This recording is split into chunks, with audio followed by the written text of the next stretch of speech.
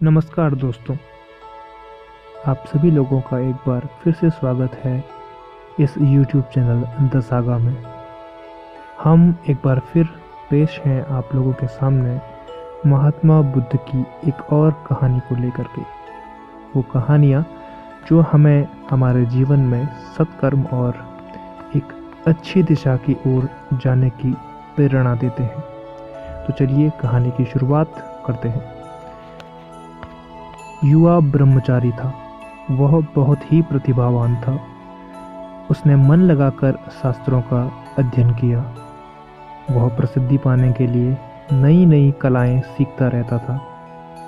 विभिन्न कलाएं सीखने के लिए वह अनेक देशों की यात्रा भी करता था। एक व्यक्ति को उसने बाण बनाते हुए देखा तो उससे बाण बनाना सीख लिया। किसी को मूर्ति बनाते देखा तो उससे मूर्ति बनाने की कला सीख ली। इसी तरह कहीं से उसने सुंदर नक्काशी करने की कला को भी सीख लिया। वो लगभग 15-20 देशों में गया और वहाँ से कुछ न कुछ सीख कर लौटा। इस बार जब वह अपने देश लौटा तो अभिमान से भरा हुआ था। अहंकारवश वह सबसे बोला और सबका मजाक उड़ाते हुए कहता, भला पृथ्वी पर कोई मुझ जैसा अनोखा कलाविद है भी या नहीं? मेरे जैसा महान कलाकार भला कहाँ मिलेगा?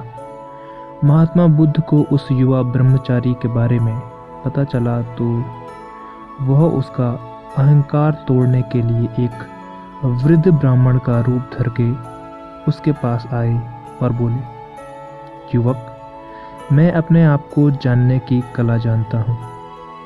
क्या तुम्हें यह कला भी आती है?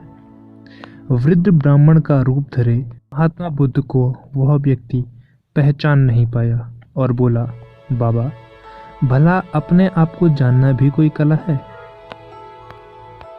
इस पर भगवान बुद्ध बोले, जो बाण बना लेता है, मूर्ति बना लेता है, सुंदर नक्काशी कर लेता है या घर बना लेता है, वह तो कलाकार होता है।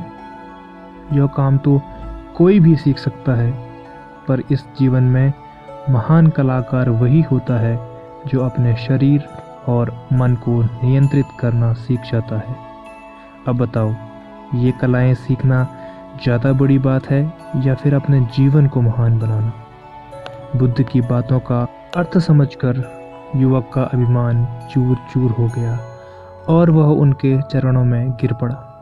वह उस दिन से भगवान बुद्ध का शिष्य बन गया। तो दोस्तों, ये थी हमारी आज की कहानी और इस कहानी की जो शिक्षाएं हैं वो बहुत ही ज़्यादा गहरी हैं। हमें यह बात हमेशा अपने जीवन में ध्यान रखनी चाहिए कि कोई व्यक्ति कितनी भी कलाएं सीख ले या फिर कितनी भी शिक्षा प्राप्त कर ले, कोई भी व्यक्ति किसी भी कला या शिक्षा का सर्वज्ञाता नहीं हो सकता। किसी भी कला या ज्ञान की अधिकता के कारण किसी व्यक्ति में अभिमान का आना साधारण बात है, लेकिन अच्छा व्यक्ति वही है जो इस अभिमान को अपने वश में कर करके अपने कामों को क्रियान्वित करे। धन्यवाद।